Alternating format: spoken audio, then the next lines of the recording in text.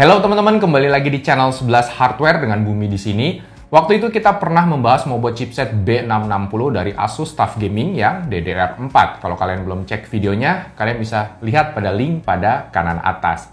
Nah sekarang kita akan bahas mobile B660 lagi, namun dengan seri yang lebih tinggi, yaitu adalah Asus ROG Strix B660 Strip F Gaming, atau di luar negeri disebut sebagai Dash F Gaming. Nah, seperti apa sih pembahasannya? Namun sebelum kita mulai videonya, jangan lupa untuk subscribe dulu channel 11 Hardware dan follow Instagram kita di @11.hardware. Asus ROG Strix B660F Gaming adalah mobile chipset B660 kelas tertinggi yang dimiliki oleh Asus. Mobile chipset B660 ini hanya bisa digunakan untuk prosesor Intel Core generasi ke-12 dan generasi ke-13 nanti jika sudah dirilis. Mobo ini dibanderol dengan harga di kisaran 4,5 jutaan rupiah atau sekitar 600.000 lebih mahal dibandingkan dengan B660 versi TUF Gaming-nya. Dan berikut adalah paket pembelian dari Mobo ROG B660F Gaming ini. Menariknya, Mobo ini udah pakai antena Wi-Fi yang baru, nggak kayak B660 TUF Gaming-nya yang masih pakai model yang lama. Secara desain, Mobo ini didominasi oleh warna hitam khasnya Asus ROG. Di bagian belakangnya, kita masih belum bisa menemukan backplate yang sepertinya hanya ada untuk seri ROG Maximus-nya saja.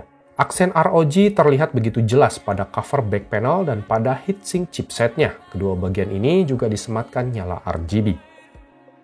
Oke, kita akan cek komponen-komponen yang ada dalam motherboard ini. Pertama, Mobo ini punya colokan 8+4 pin IPS power connector. Lalu untuk fan headernya, Mobo ini punya total 7 buah fan konektor. Sayang, tidak terdapat satu buah konektor pun di sisi kanan Mobonya.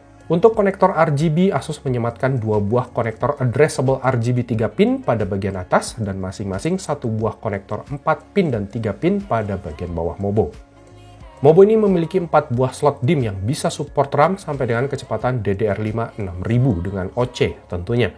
Untuk list RAM mana saja yang support, teman-teman bisa lihat daftar namanya di website resminya Mobo ini. Di sisi kanan, kita akan menemukan 1 buah konektor USB Type-C 3.2 Gen 2 dan 1 buah USB Type-E 3.2 Gen 1 untuk front panel casing. Di bawahnya, kita akan menemukan 4 buah slot SATA yang berjejer dan kesemuanya menghadap ke samping. Lalu ini adalah penampakan bagian bawah motherboardnya.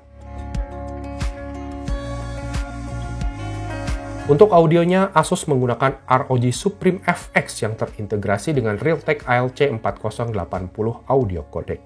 Satu hal yang saya suka dari Mobo ini adalah tombol clear CMOS-nya yang sudah pakai tombol dedicated yang letaknya berada di bagian back panel I/O. Dan berikut adalah bagian I/O back panelnya. Terlihat masih belum ada port USB-C untuk Thunderbolt 4. USB-C Thunderbolt 4 sejauh ini hanya bisa kita temukan di Mobo chipset Z690 ROG Maximus seri saja.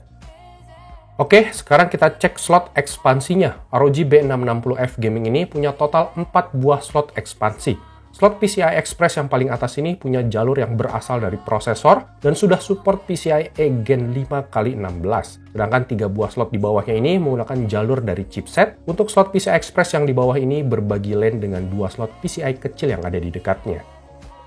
Kemudian untuk slot M.2-nya terdapat 3 buah slot yang kesemuanya diberikan heatsink. Kita lepas dulu ya kedua heatsink M.2-nya terlebih dahulu.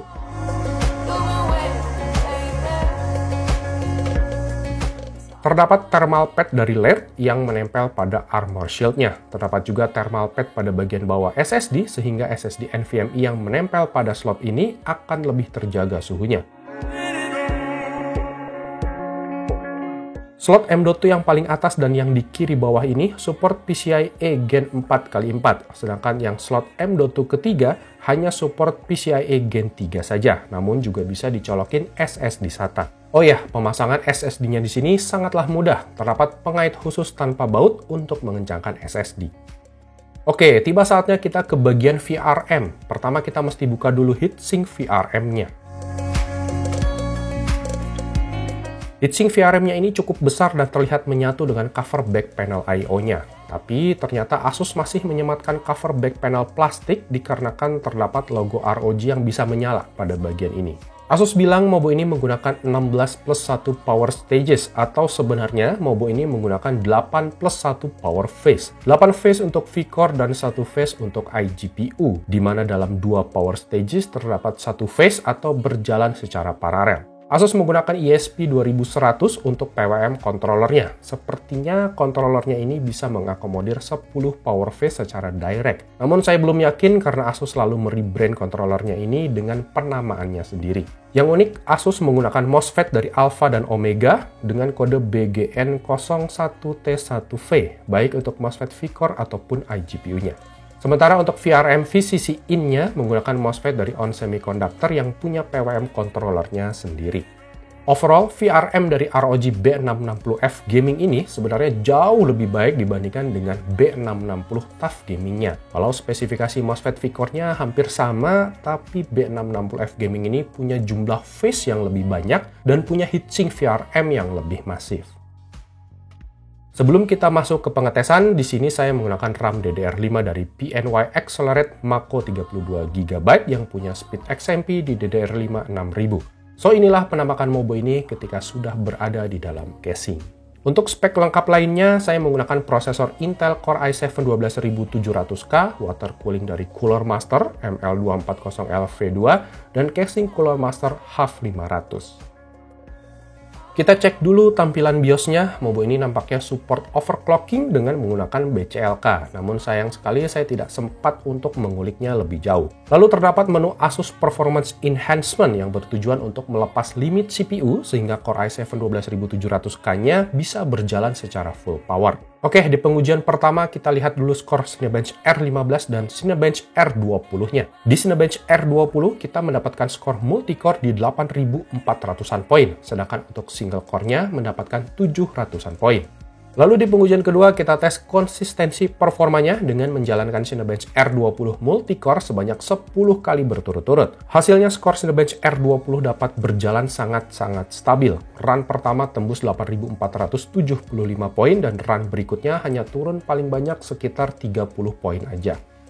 Terakhir kita tes dengan menjalankan rendering gambar di Blender menggunakan Project Italian Flat. Rendering di Blender ini cukup berat karena menggunakan instruksi FVX, lalu saya juga naikkan sampel render portnya dan hanya menggunakan CPU saja. Bisa kita lihat Intel Core i7 12700K di sini berjalan pada kecepatan 4,7 GHz Alpicore dan dapat berjalan dengan sangat stabil selama 1 jam rendering. CPU package powernya juga dapat berjalan di atas 190 Watt atau sedikit melampaui maksimum turbo powernya. Suhu CPU pada software HW Info ini maksimal menyentuh 93 derajat Celcius dan rata-ratanya mencapai 85 derajat Celcius. Kami mengetesnya di suhu ruangan ber-AC 27 derajat Celcius. Walau terkesan suhunya normal, namun software HW Info ini mendeteksi adanya thermal throttling pada CPU-nya. Motherboard ini juga punya sensor suhu pada VRM MOSFET-nya yang dapat terdeteksi di HW Info. Suhu VRM MOSFET-nya maksimal menyentuh 57 derajat Celcius aja. Kami juga tes suhunya dengan menggunakan termometer infrared dari belakang Mobo. Suhu maksimal VRM MOSFET-nya ini juga mencapai 57 derajat Celcius.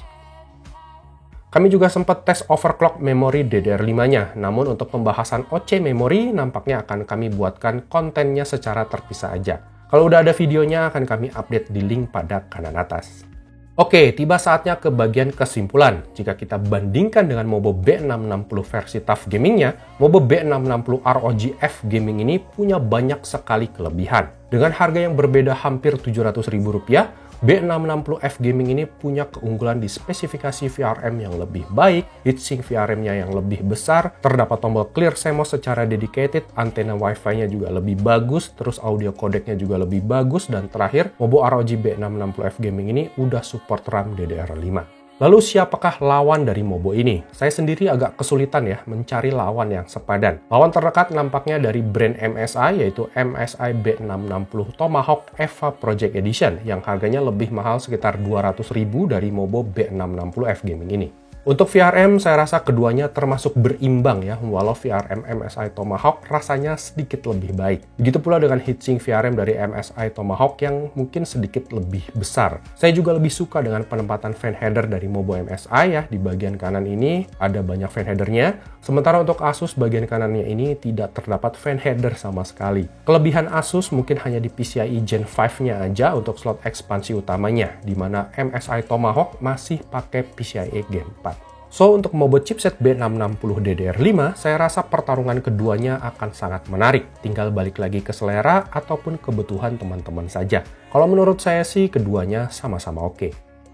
Oke teman-teman, mungkin itu saja bahasan singkat kami mengenai motherboard Asus ROG B660F Gaming ini. Semoga bisa bermanfaat buat teman-teman semua. Jangan lupa untuk dukung terus channel kami 11 Hardware dan sampai jumpa lagi di video kami yang berikutnya.